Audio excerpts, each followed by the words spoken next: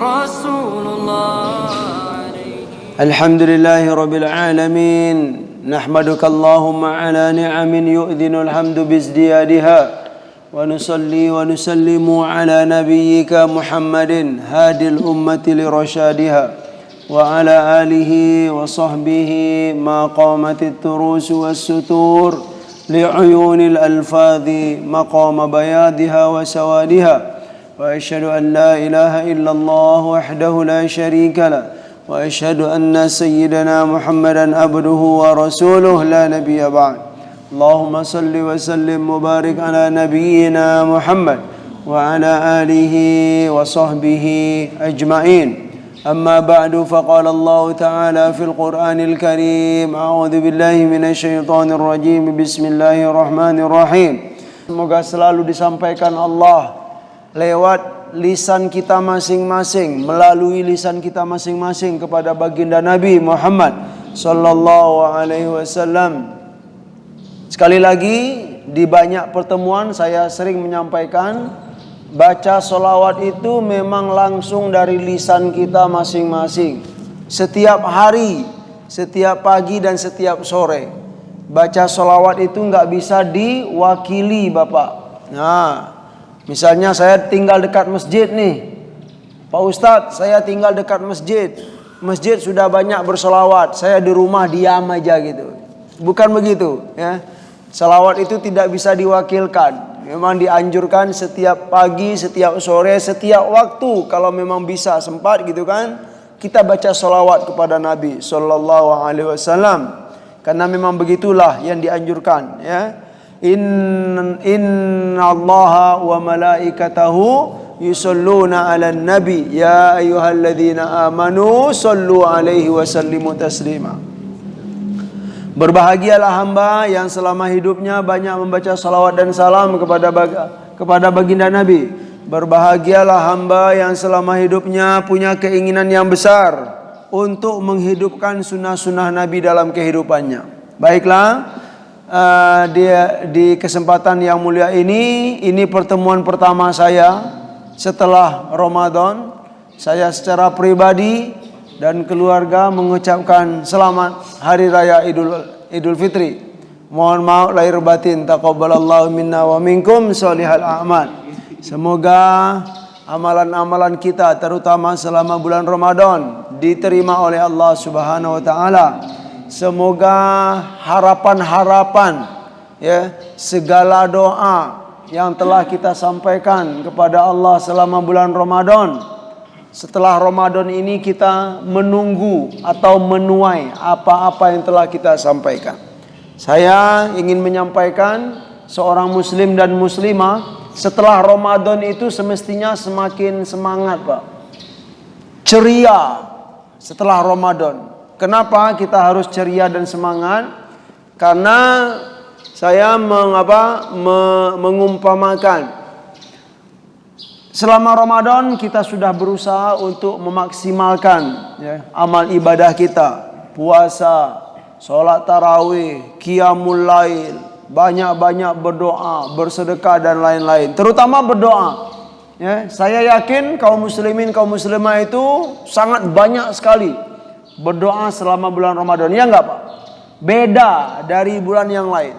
Nah, doa itu, ya, kita gambarkan seperti seorang hamba yang memiliki banyak masalah dalam hidup ini. Banyak tekanan misalnya kan. Banyak masalah di sana sini.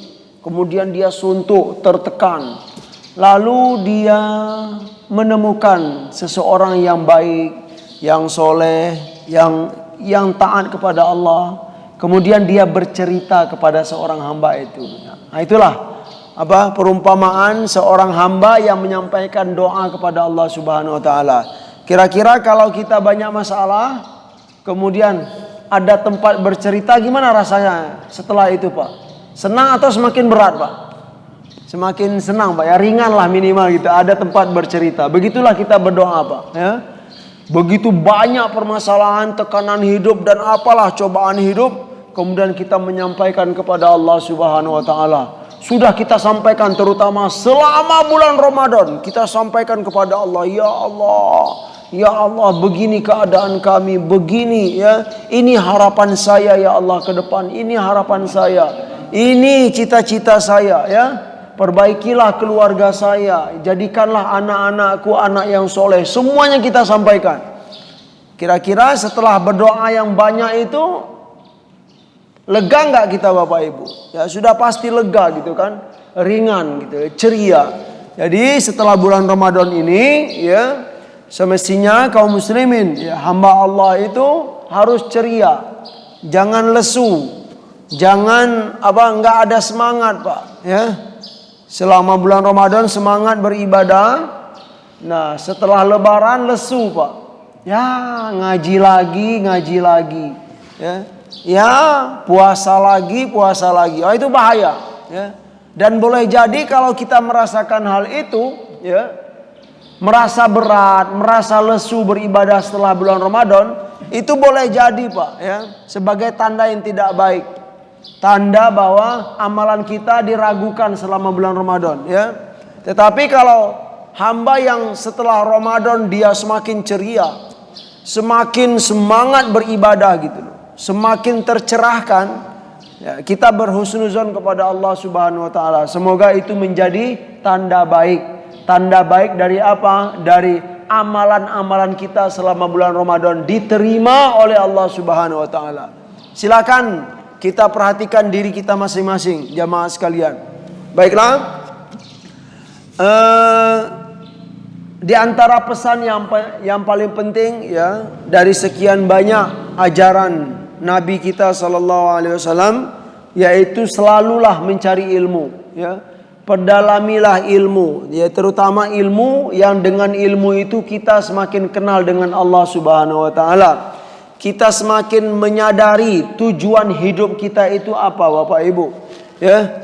Jangan sampai kita lupa atau kita terlupakan, ya, bahwa ternyata tujuan hidup kita itu, tujuan kita dihadirkan oleh Allah Subhanahu wa taala ke dunia ini, tujuan utamanya adalah beribadah kepada Allah Subhanahu wa taala, bukan untuk bekerja. Ya Pak Haji, betul Pak Haji? Bukan untuk bekerja atau bukan untuk mencari pekerjaan, gitu loh Pak. Iya, mencari pekerjaan perlu, iya, bekerja perlu, dapat penghasilan perlu. Tetapi yakinilah itu bukanlah tujuan utama kita dalam hidup ini, ya. Tujuan utama kita dalam hidup itu beribadah kepada Allah Subhanahu wa taala. Maka semestinya kita jangan terlalu sedih, jangan terlalu kecewa, jangan terlalu sedih kalau memang kita belum mendapatkan pekerjaan, ya. Anak kita setelah kuliah belum dapat pekerjaan, jangan terlalu sedih. Yang kita sedihkan itu Bapak, ya, apa? Sudah gede tapi belum mau beribadah kepada Allah Subhanahu wa taala. Itu semestinya yang kita sedihkan, ya. Biarlah, ya. Kita harus berani menyampaikan kepada putra-putri kita. Nah, biarlah kamu, gitu kan. Misalnya belum dapat pekerjaan, tidak apa-apa, ya. Bapak enggak sedih, tapi yang Bapak sedih sudah enggak dapat pekerjaan, sudah belum dapat pekerjaan, tidak beribadah lagi. Itu bahaya, ya. Memang harus dikuatkan ini Bapak Ibu yang dimuliakan oleh Allah Subhanahu wa taala, karena itu memang hal yang penting dalam hidup ini, ya. Wa ma khalaqatul jinna wal insa illa liya'budun, kata Allah. Aku tidak menciptakan jin dan manusia kecuali untuk beribadah kepadaku. Nah, mencari ilmu, ya, mencari bekal ilmu dalam hidup ini sangat penting. Makanya Nabi Sallallahu Alaihi Wasallam setiap hari, setiap selesai sholat, ya, dimanapun beliau selalu mengadakan majelis ilmu dengan para sahabat, membekali orang-orang yang ada di sekitar beliau dengan ilmu. Karena itulah bekal yang terbaik untuk menjadi hamba yang takwa, untuk menjadi hamba yang dekat dengan Allah Subhanahu wa taala, untuk menjadi hamba yang mempunyai hubungan yang baik dengan Allah Subhanahu wa taala. Baiklah, di kesempatan yang mulia ini kita akan melanjutkan, ya, yaitu tentang anjuran untuk bersegera dalam kebaikan, ya, dan memulainya. Kemudian, ya, larangan dari sebaliknya gitu loh. Hadis yang pertama yang akan kita bacakan yaitu An Jarir bin Abdullah radhiyallahu anhu qala, beliau berkata dari Jarir bin Abdullah, dia berkata, kunna fi sadrin nahar inda Rasulillah sallallahu alaihi wasallam, ya, fajaa qaumun fadzakara al hadits. Suatu hari kami berada di siang hari bersama Rasulullah sallallahu alaihi wasallam. Lalu ketika kami bersama Nabi, datanglah suatu kaum, ya. Lalu Nabi menyebutkan hadis ini, ya. Apa bunyi hadisnya? Faqala Rasulullah sallallahu alaihi wasallam, man sanna fil islami sunnatan hasanatan falahu ajruha wa ajru man amila biha min ba'dihi min ghairi ay yanqusa min ujurihim syai'. Wa man sanna fil islami sunnatan hasanatan kana alaihi wizruha wa wizru man amila biha min ghairi ay yanqusa min auzarihim syai'. Ya. Artinya kata Nabi sallallahu alaihi wasallam, barang siapa sanna fil islami, yang melakukan suatu sunnah atau melakukan suatu pekerjaan atau melakukan suatu kebiasaan dalam Islam, ya. Yang pertama, kebiasaan yang baik.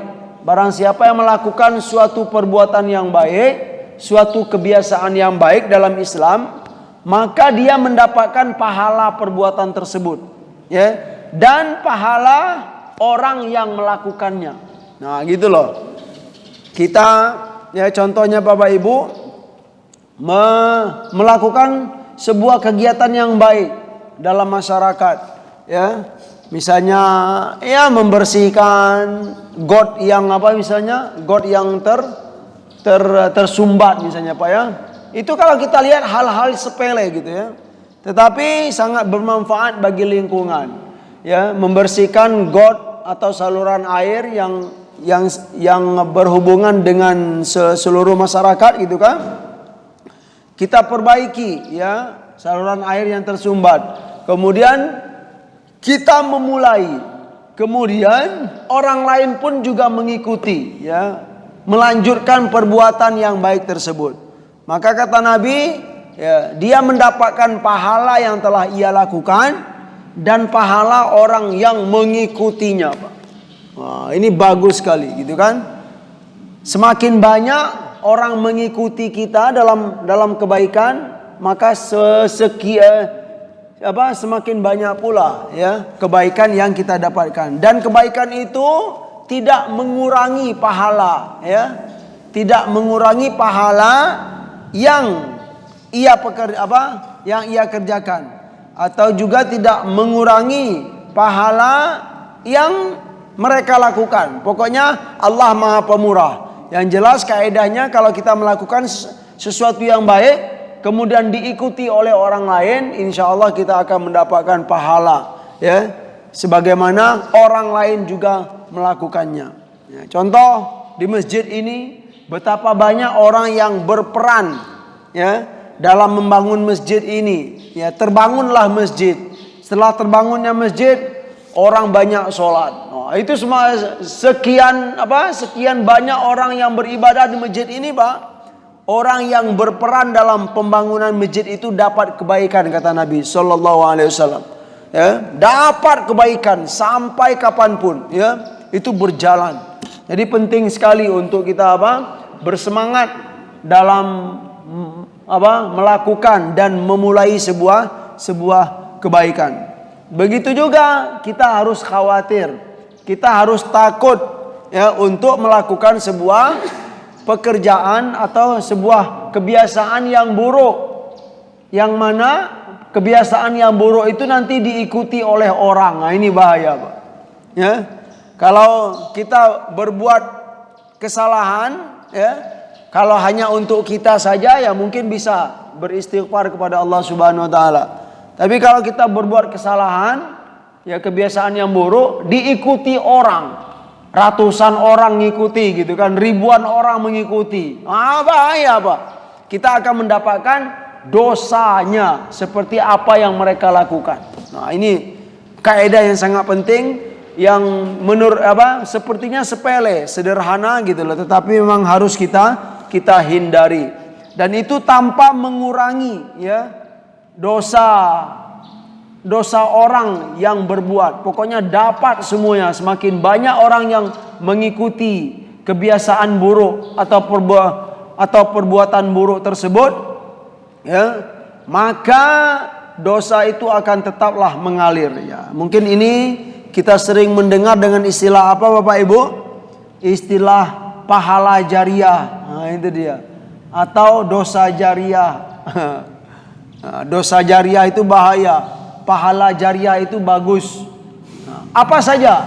Ya, semua perbuatan yang baik dan semua perbuatan yang buruk, maka kita harus memperhatikan, harus memilih dengan baik, ya, dengan bijaksana. Ya, itu hadis yang pertama. Berikutnya, ya,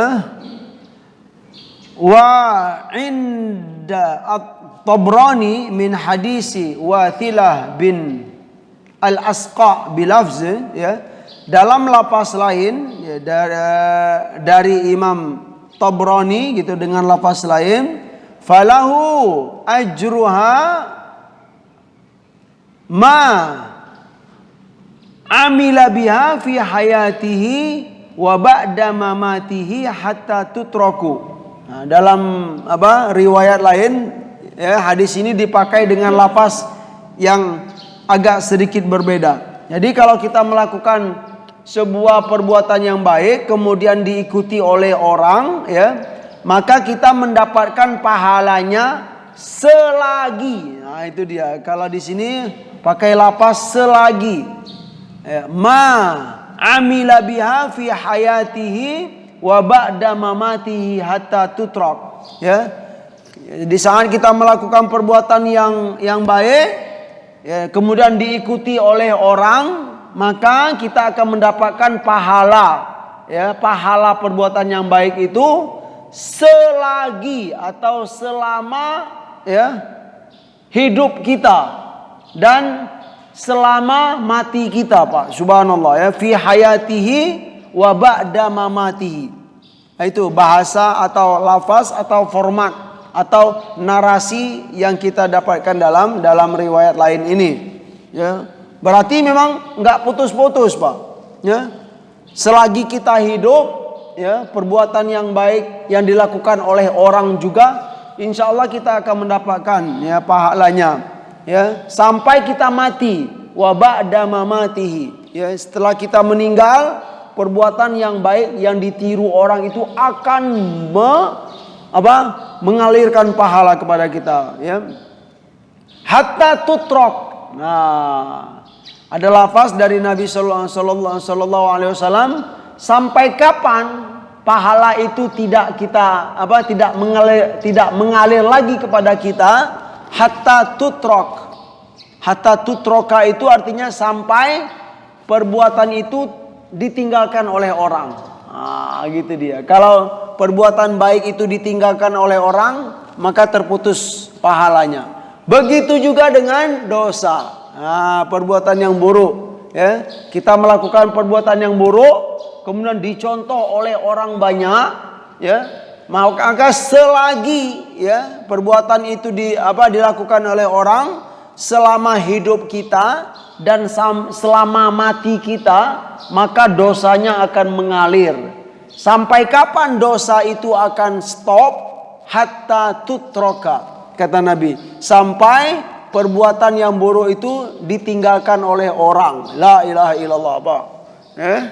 Kalau selagi perbuatan itu dilakukan oleh orang, makanya dosanya mengalir kepada kita.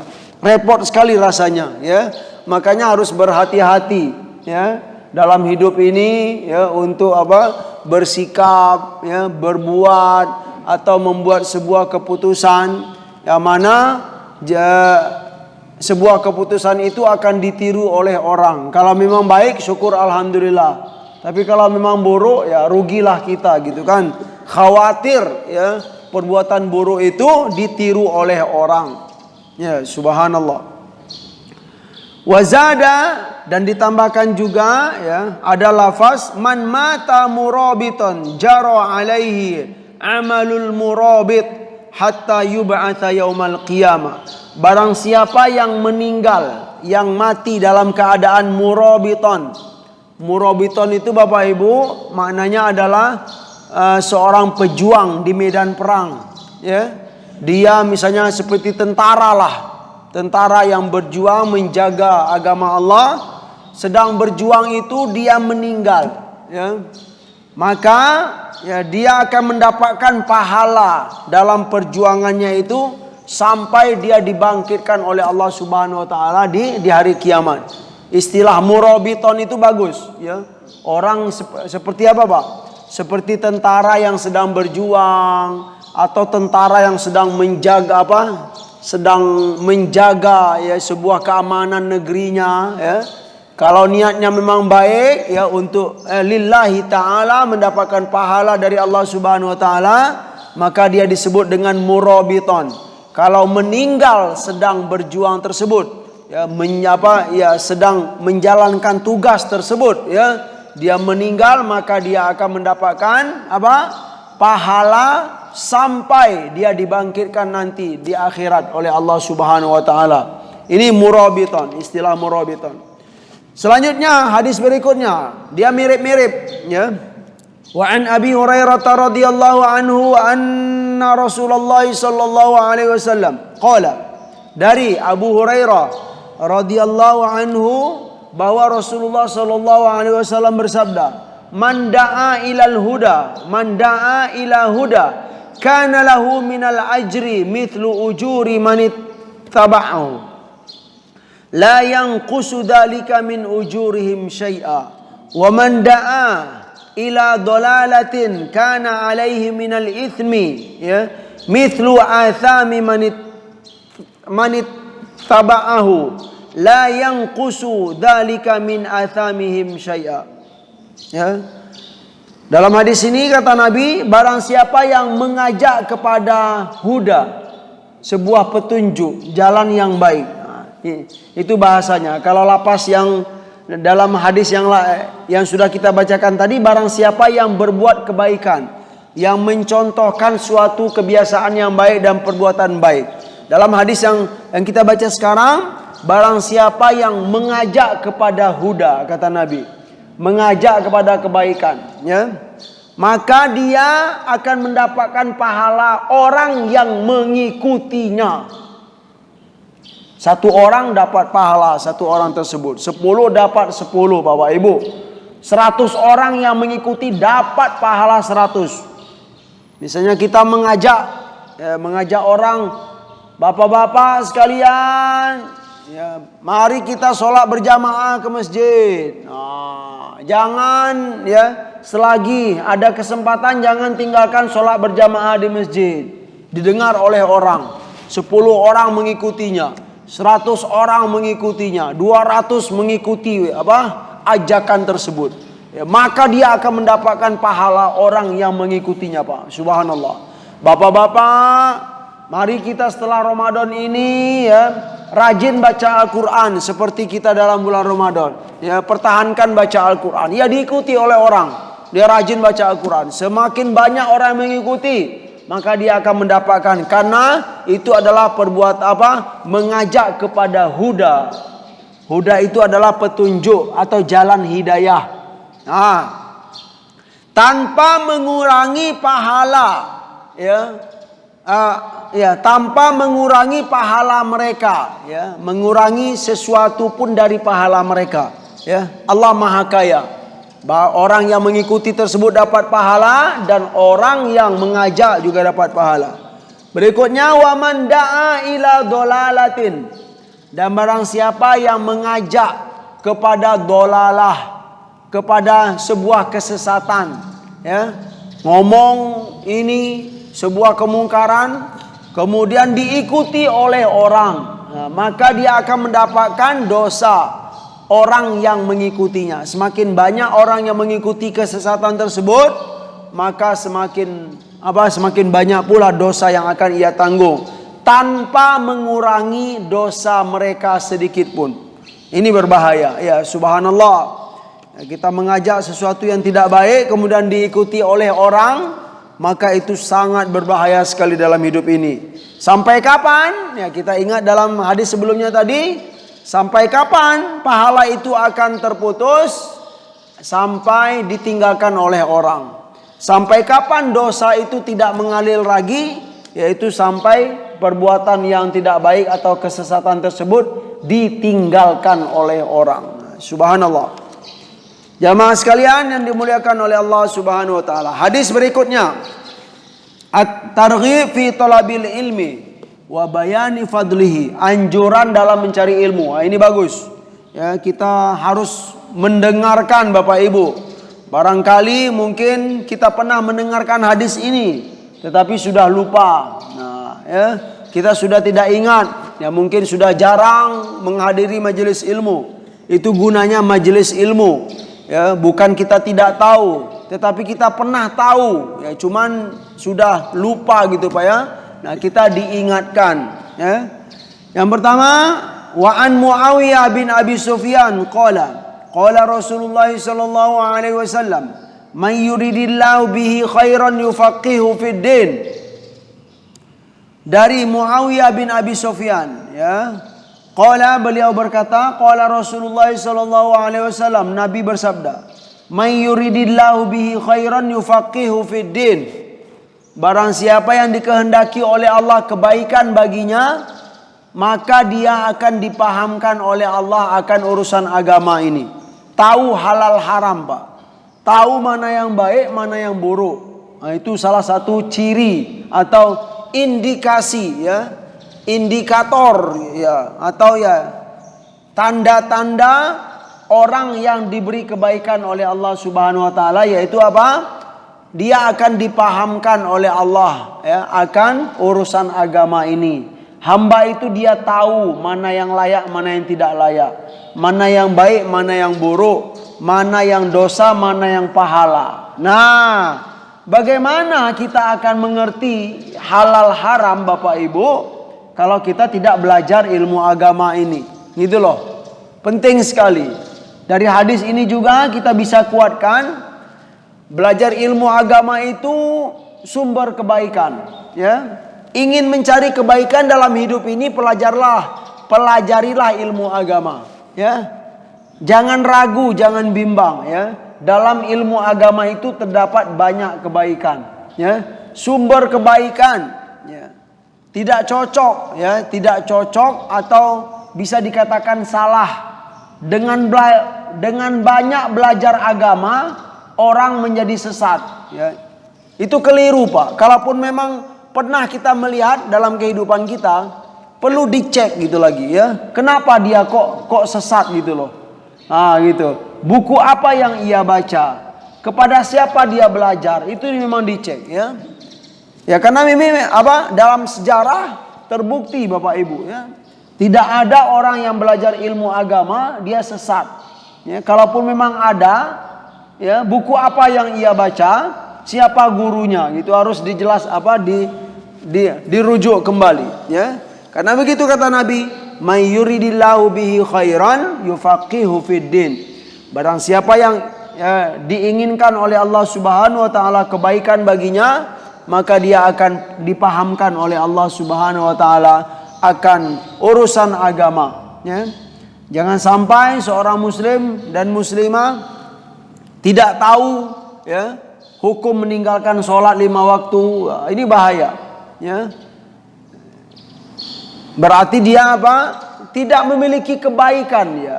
Ya, bisa kita pahami juga jamaah sekalian, kalau kita, ya, tidak mengerti akan urusan agama, ya, itu tanda bahwa kita itu tidak mendapatkan kebaikan dari Allah Subhanahu wa taala. Kalau kita jauh dari agama ini, ya, tidak perhatian dengan agama ini, itu tanda buruk bahwa kita tidak diberi kebaikan oleh Allah Subhanahu wa ta'ala.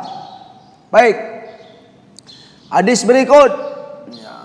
Wa an Abi Hurairah radhiyallahu anhu qala Rasulullah sallallahu alaihi wasallam, dari Abu Hurairah radhiyallahu anhu, beliau berkata, Nabi bersabda, man salaka tariqan yaltamisu fihi ilman sahalallahu lahu bihi tariqan ilal jannah. Ini bagus. Barang siapa yang menempuh suatu jalan, di mana di jalan itu dipakai atau digunakan untuk mencari ilmu, ya, menempuh suatu jalan, ya, di jalan tersebut, ya, dipakai untuk mencari ilmu. Di jalan tersebut, ya, orang mencari ilmu atau digunakan untuk mencari ilmu, maka sahalallahu lahu bihi tariqan ilal jannah, maka Allah akan mudahkan baginya jalan ke surga, Pak. Allah mudahkan baginya dengan menempuh jalan ilmu tadi, gitu kan.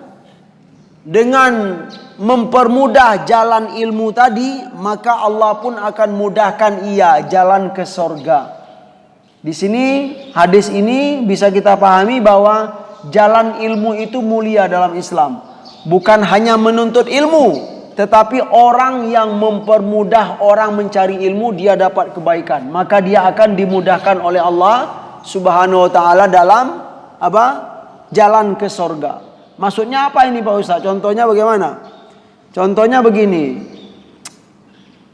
Saya tidak punya waktu untuk menghafal Al-Quran. Misalnya gitu Pak, ya. Saya seorang pekerja, ya, setiap hari pergi pagi pulang malam misalnya, ya. Tidak punya waktu untuk menghafal Al-Quran. Tetapi dengan hadis ini saya bisa, ya, melakukan, ya, atau berbuat sesuatu yang mirip dengan apa yang dilakukan oleh penghafal Al-Quran, ya, yaitu apa? Saya berusaha untuk mengadakan atau mempermudah jalan bagi orang-orang yang akan menghafal Al-Quran, gitu Pak. Sekalipun kita tidak punya waktu atau tidak mampu untuk menghafal Al-Quran, caranya bagaimana kata Nabi? Kamu harus tempuh jalan mempermudah orang menghafal Al-Quran, ya. Nah, contohnya, ya, membuat itulah misalnya kita menjadi apa istilahnya Pak? Iya, mempersiapkan tempat gitu loh, ya, mengatur jadwal orang-orang yang menghafal Al-Quran. Maka, ya, orang yang begini insya Allah dia akan dimudahkan oleh Allah Subhanahu wa ta'ala jalan ke surga. Begitu contoh-contoh yang lain Bapak Ibu, ya. Barang siapa yang menempuh suatu jalan, di mana jalan tersebut dipakai untuk mencari ilmu, maka kita akan dimudahkan oleh Allah Subhanahu wa ta'ala jalan ke surga. Jangan ragu, ya. Memang itulah pesan Rasulullah sallallahu alaihi wasallam. Menghafal Al-Quran, ya.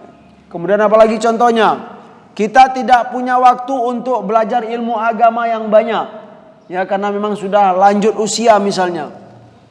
Tidak punya waktu untuk mencari ilmu, ya, mencari ilmu agama yang lebih mendalam.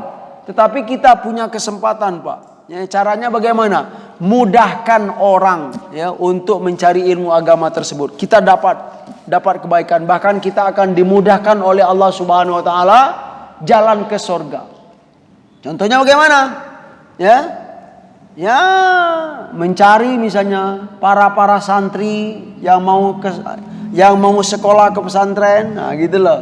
Santri kan banyak, santri-santri yang duafa gitu kan, anak-anak yatim, ya, orang tuanya sudah tidak ada lagi. Nah, kita mudahkan mereka untuk jalan sekolah ke pesantren misalnya. Kita menjadi istilahnya orang tua asuh bagi mereka, atau menjadi donatur tetap bagi mereka setiap tahun, ya, misalnya kan setiap bulan saya berniat ngasih 100.000, itu loh, kepada anak yatim yang akan belajar ilmu agama ke pesantren ini. Itu contoh dari hadis ini Pak. Kita nggak punya waktu, tetapi kita punya cara untuk, ya, ikut andil dalam menempuh jalan ilmu. Karena jalan ilmu itu sangat mulia sekali dalam Islam. Itu contohnya Pak. Satu orang 100.000 misalnya kan untuk mendukung seorang santri ini. Ya kalau katakanlah kita yang memulai ya kan 100.000. Kemudian kita mengajak teman-teman kita kira-kira Pak. Ya, kalaupun mereka tidak 100.000 misalnya kan 50.000 setiap bulan. Gitu Pak ya. Berapa orang kita ajak kita dapat pahala dan mereka pun juga dapat pahala. Berkaitan dengan hadis sebelumnya tadi. Ya, semakin banyak ya orang yang mengikuti kita, semakin banyak pula pahala yang akan mengalir kepada kita. Ya. Hadis yang ketiga dalam bab ini hadis yang ketiga wa anhu qala, dan dari Abu Hurairah juga beliau berkata qala Rasulullah sallallahu alaihi wasallam, Nabi bersabda, idza mata ibnu adama in qata'a amaluhu illa min thalathin. Ya, hadis ini sering kita dengarkan ya. Itu hadis populer dalam dalam beramal soleh, dalam mencari ilmu, ya mulianya ilmu dalam Islam. Idza mata ibnu adama, jika seorang anak Adam meninggal, wafat, in qata'a amaluhu, maka terputuslah amalnya, kecuali min thalathin, kecuali 3 perkara ini tidak terputus Pak. Ya, pahalanya ngalir. Yang pertama apa? Sodakotin jariyah. Iya. Yang pertama pahala sedekah jariyah. Sedekah jariyah ini bisa kita katakan wakaf. Ya, istilah sedekah jariyah itu bisa disebut dengan wakaf. Ya, wakaf itu adalah menginfakkan harta kita karena Allah Subhanahu wa taala dengan niat apa? Dengan niat selama-lamanya, ya. Artinya harta itu tidak kita harapkan untuk kembali lagi. Artinya apa? Suatu harta yang semulanya milik kita, kemudian kita jadikan harta itu milik Allah Subhanahu wa taala selama-lamanya. Itulah harta jariyah. Selagi harta itu masih ada, maka mengalirlah pahalanya. Kita punya tanah, sebidang tanah, ya, kita niatkan wakaf karena Allah, sedekah jariyah karena Allah. Ya, tanah ini saya ingin membangun, ya, untuk asrama yatim misalnya, ya. Selagi harta itu berjalan digunakan oleh anak yatim, dimanfaatkan anak yatim, maka menjadilah itu sebagai sedekah jariyah. Jariyah itu sendiri berasal dari kata bahasa Arab. Jariyatun itu artinya mengalir Pak. Jariyatun. Jadi mengalir, tidak terputus. Maksudnya apa ya? Kebaikannya mengalir. Jadi untuk istilah sedekah jariyah itu sama dengan wakaf. Itulah yang tidak terputus. Ya, kalau seorang anak Adam meninggal. Yang kedua, au ilmin yuntafa'u bihi, atau ilmu yang orang lain mengambil manfaat dari ilmu tersebut. Itu mengalir Pak sampai kita meninggal, ya. Selagi orang mengamalkan ilmu itu, maka pahalanya akan, ya, tidak terputus, ya, dengan izin Allah Subhanahu wa taala. Dan ilmu itu kira-kira haruskah untuk jadi ustadz, ya? Ya tidak harus Pak, ya. Menyampaikan ilmu itu kita tidak harus untuk menjadi ustadz dahulu. Tidak mesti untuk kuliah di fakultas keagamaan, tidak, ya. Ilmu itu sangat luas sekali. Siapapun kita bisa menyampaikan ilmu, ya, kepada anak kita, kepada tetangga kita, kepada teman kita. Kalau memang itu bermanfaat, maka semangatlah untuk menyampaikan ilmu. Ya, setelah kita menyampaikan, kemudian diamalkan oleh orang, ya, maka setelah kita meninggal, pahala kebaikannya itu akan mengalir selalu. Itu ilmu yang bermanfaat. Au waladin solihin yad'ulah. Ya, yang terakhir, ya, yang ketiga, yaitu anak soleh yang dimiliki seorang hamba. Memiliki anak soleh itu dambaan semua orang, ya. Siapa yang tidak menginginkan anak soleh? Ya, tetapi pertanyaannya, ada nggak usaha kita untuk menciptakan atau menjadikan atau mempersiapkan anak-anak kita sebagai anak yang soleh? Itu pertanyaannya, Pak. Ya kan? Semua kita pastilah menginginkan. Cuman kita harus mengikuti ya arahan-arahan Nabi. Bagaimana anak kita itu menjadi anak yang soleh. Nah, tentu harus ada perjuangan-perjuangan. Sederhananya, kalau kita menginginkan ya keturunan kita menjadi anak yang soleh, sederhananya ya kita dulu harus mensolehkan diri. Ya, harus taat kepada Allah Subhanahu wa taala. Harus banyak berdoa kepada Allah Subhanahu wa taala. Insyaallah ya, kita akan dikaruniakan oleh Allah Subhanahu wa taala anak yang soleh. Ini perkara-perkara kesolehan ini saya Pak? Ya terkadang ya, dan banyak juga memperhatikan Pak ya. Ada orang-orang yang saya kenal gitu kan.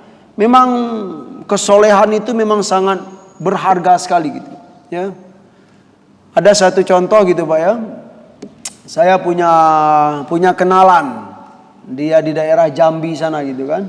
Orangnya biasa-biasa aja Pak ya. Tidak terlalu apa lagi gitu. Tapi memang subhanallah dagang gitu ya. Dagang toko kecil-kecilan gitu Pak ya. Ya dari kesolehannya itu saya yakin gitu kan. Anaknya ini Pak, anaknya itu diterima ya kuliah di Madinah sana. Oh gitu loh. Yang kalau kita perhatikan untuk dapat sekolah ya kuliah di Madinah itu gitu kan, itu banyak sekali apa istilahnya orang yang mendaftar gitu Pak ya. Orang yang mendaftar banyak, kemudian kuotanya sedikit. Itu loh masalahnya. Kalau kuotanya banyak ya banyak juga yang diterima gitu kan. Tapi yang daftar ribuan, kuotanya misalnya cuma 50 orang gitu kan. Nah, gitu loh. Nah, itu saya perhatikan gitu ya. Ternyata subhanallah ya. Putra beliau lulus. Ya. Bukan orang apa-apa, tidak apa-apa. Pokoknya subhanallah dari sekian banyak. Saya menyimpulkan Pak ya, itu bukan hanya tentang sebuah kepintaran saja, tidak. Saya yakin gitu ya. Itu karena kesolehan dari bapak ibunya gitu. Mungkin bapak ibunya ini banyak berdoa ya, banyak berharap kepada Allah Subhanahu wa taala. Bapak ibunya ini memang punya keinginan yang sangat besar sekali ya. Dengan izin Allah Subhanahu wa taala ya. Dari ribuan orang ya yang menginginkan, tapi ya, di antara yang lulus itu adalah anak beliau. Kalau saya melihatnya begitu ya, bukan masalah kepintaran dan apa-apa. Memang kesolehan itu sangat penting sekali ya.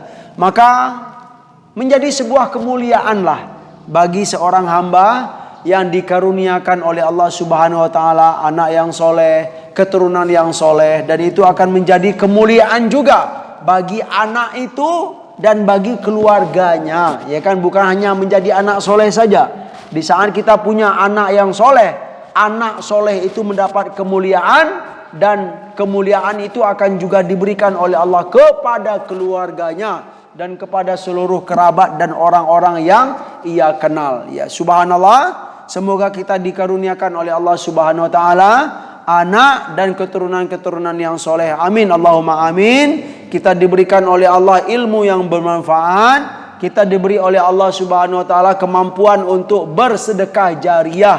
Karena itu 3 perkara ini ya insyaallah di saat kita meninggal ya insyaallah pahala kebaikannya tidak akan terputus. Begitu yang disampaikan oleh Nabi kita sallallahu alaihi wasallam.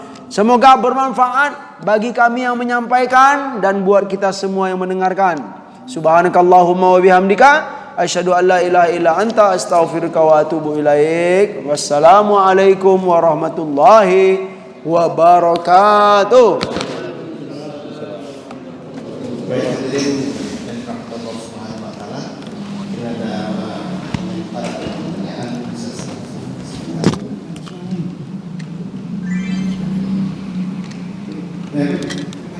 oh, nggak ada saran.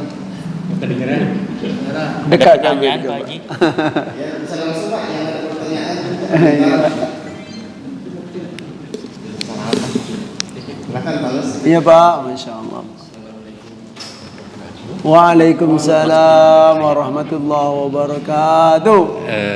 Ustadz, kan kalau kita perhatikan banyak lagu-lagu sholawat Oh iya. ya. Kan macam-macam, ada sholawat Jibril, Iya. sholawat Nariyah, macam-macam itu. Nah, kita ada kadang-kadang lebih tergugah masuk hati itu dengan mendengarkan itu. Walaupun tetap habis sholat kan biasanya tetap ada sholawat itu. Sholawat Pak ya.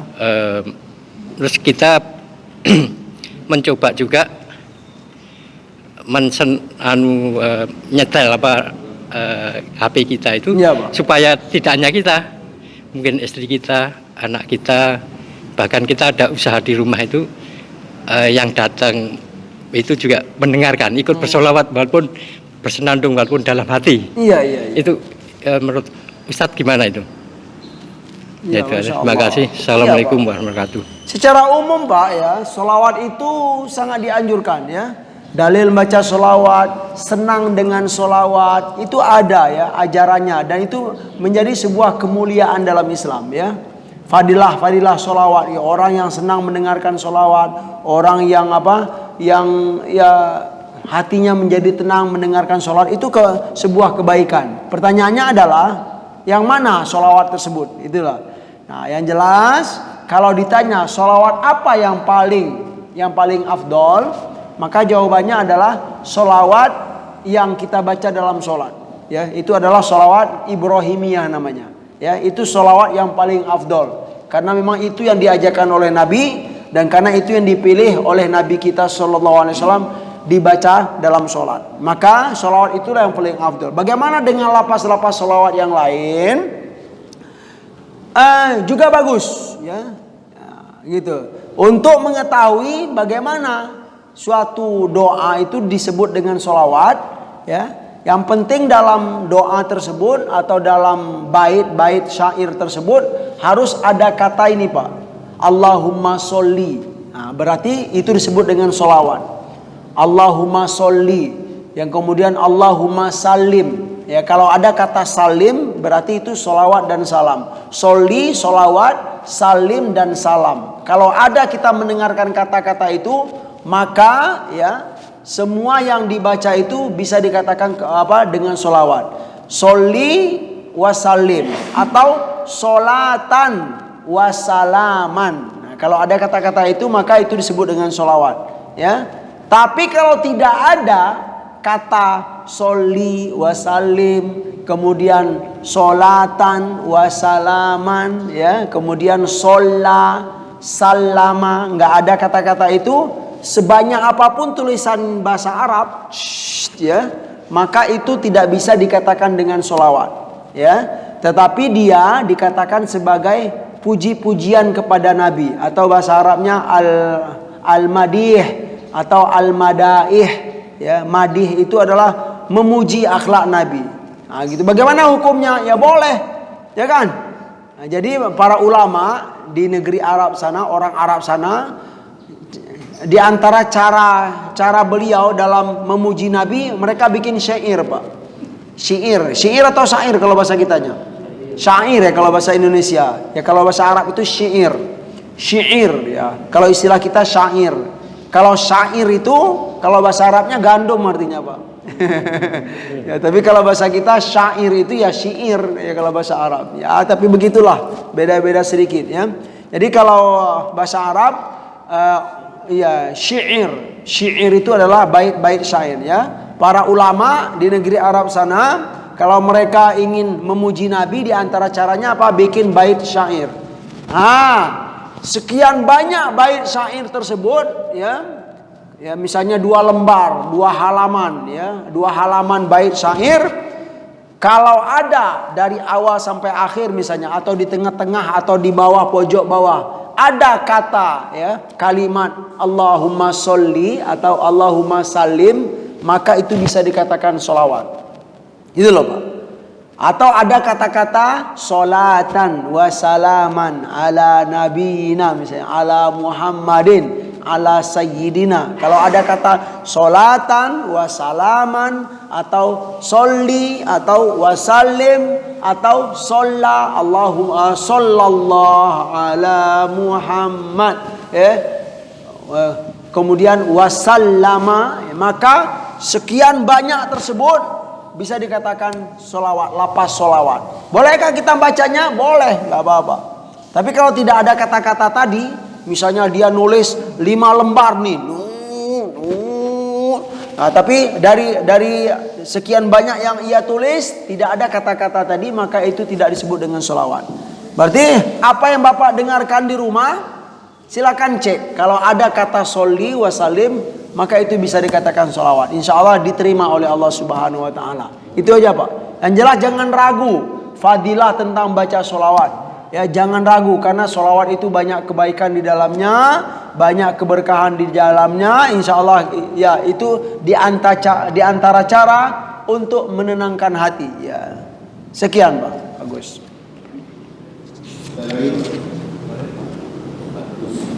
Ya Pak.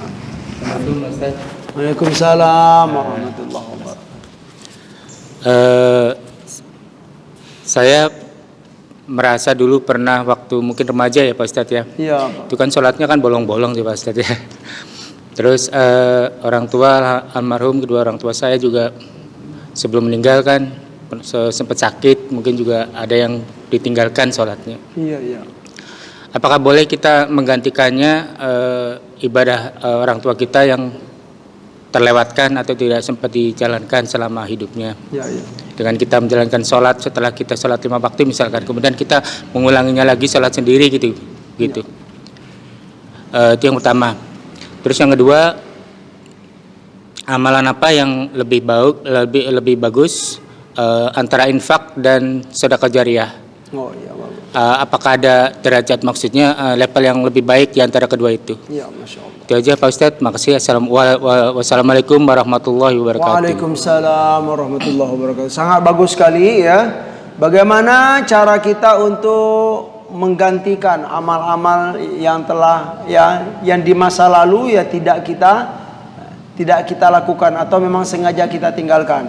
Ya terutama untuk sholat Pak ya. Sholat itu sebenarnya ya mungkin karena misalnya terlalu banyak yang sudah kita tinggalkan gitu kan. Para ulama mengatakan kalau memang kita masih teringat gitu Pak ya. Misalnya saya misalnya enggak sholat misalnya kemarin ya sekali. Kalau sekali kan masih teringat gitu Pak ya. Atau 2 kali kapan gitu. Tapi kalau sudah terlalu banyak, yang banyak ini itu tidak tidak menjadi beban bagi kita. Tapi kalau yang misalnya kemarin saya nggak sholat subuh, ya, silakan untuk mengqadha atau menggantikan sholatnya. Ataupun kalau kita ingin menggantikan yang memang banyak, ya tidak terhitung lagi dahulu gitu kan. Sebagian para ulama mengatakan silakan saja selagi kamu punya waktu untuk mengqadha. Dan itu pun juga kita nggak bisa mengingat gitu. Pokoknya ya Allah saya mengganti saja ya Allah. Dengan niat baik saya semoga niat mengqadha atau mengganti sholat kita yang lalu, yang saya tidak ingat lagi berapa kali saya tinggalkan ya Allah. Itu niat baik Pak. Itu diperbolehkan, silakan. Nah, gitulah. Bagi yang tidak menggantikan karena memang sudah banyak ya, juga nggak apa-apa sebenarnya. Ya, cuman caranya diganti dengan banyak-banyak berbuat baik yang lain. Gitu loh, bersedekah, berbakti kepada kedua orang tua dan lain-lain. Niatkan dalam hati kita ya Allah, ya saya niat untuk berbuat baik di masa yang akan datang ini. Semoga kesalahan-kesalahan saya masa lalu ya Allah dimaafkan. Ampunilah dosa-dosa saya yang telah lalu. Yang mana dosa itu ya terutama dosa sholat. Karena sholat itu sudah terlalu banyak ya. Misalnya setahun 2 tahun kita nggak sholat, mau ngitung bagaimana gitu Pak ya. Udah ya, perbanyak berbuat baik ke depan. Tapi kalau memang sholatnya masih bisa terhitung, itu maka dianjurkan untuk menggantikan. Ya misalnya kayak kemarin atau minggu yang lalu saya ingat sekali, saya hari Seninnya nggak sholat subuh, misalnya gitu kan. Gantikan itu. Nah itu dia Pak. Untuk bagaimana dengan kedua orang tua kita, gitu kan? Nah, kalau untuk orang tua kita, saya lebih setuju ya kita tidak harus untuk menggantikan terutama sholatnya, tetapi beristighfarlah untuk mereka. Itulah ya ajaran yang terbaik Pak. Beristighfar, fastaghfir lahum ya, dalam ayat dalam hadis itu banyak sekali. Istighfar, minta ampun kepada Allah lewat kita, Pak. Ya Allah, ampunilah segala dosa orang tua saya, ya. Allahumma ufirli wali walidayya warhamhuma kama rabbayani shaghir. Perbanyak istighfar kepada apa? Untuk mereka. Kemudian perbanyak juga perbuatan amal-amal soleh, niatkan untuk mereka, itu diperbolehkan. Insya Allah itu akan apa? Diterima oleh Allah Subhanahu Wa Taala, Pak. Berinfak, ya, niatkan karena apa? Selain untuk kita, niatkan untuk kedua orang tua kita. Berbuat baik kita gitu kan, apa sajalah gitu ya. Kita menyampaikan ilmu, ya, kita mengajak orang, niatkan, ya Allah pahalanya, ya, berikan kepada kedua orang tua saya. Itu dia. Kemudian yang kedua bagus sekali, apakah berbeda sedekah umum dan sedekah jariah? Dari penjelasan-penjelasan hadis yang sudah kita baca, memang berbeda, Pak. Ya, sedekah umum, berinfak yang umum dengan infak jariah atau wakaf tadi. Mana yang lebih afdol? Ya tentulah wakaf yang lebih afdol. Wakaf ini kalau kita lihat, ya, kalau kita lihat dalam sejarah para sahabat Nabi, Pak, yang kaya-kaya itu rata-rata berwakaf, Pak. Itu hebatnya. Yang berduit itu, ya, semuanya mereka berwakaf, ya. Wakaf sumur lah, wakaf tanah lah, wakaf kebun. Kayak sahabat Tolha misalnya kan, itu beliau punya kebun yang sangat luas sekali, dan Nabi pun menyaksikan kebunnya itu bagus sekali, ya. Apa kata dia gitu, saya wakafkan di jalan Allah wahai Nabi, pergunakanlah ini. Itu kesimpulannya. Memang wakaf itu memang salah satu apa ya, amal ibadah yang favorit dalam Islam. Maka rugilah kalau kita punya aset tetapi nyimpan terus gitu loh, Pak. Gitu loh. Nikmatnya nyimpan, ya, bukan nikmat berwakaf. Ya memang subhanallah, memang sesuatu yang mulia. Sekian, Pak. Jadi wakaf itu atau sedekah jariah itu memang lebih dari sedekah-sedekah biasa. Barakallahu fiik. Makasih Pak Ustaz.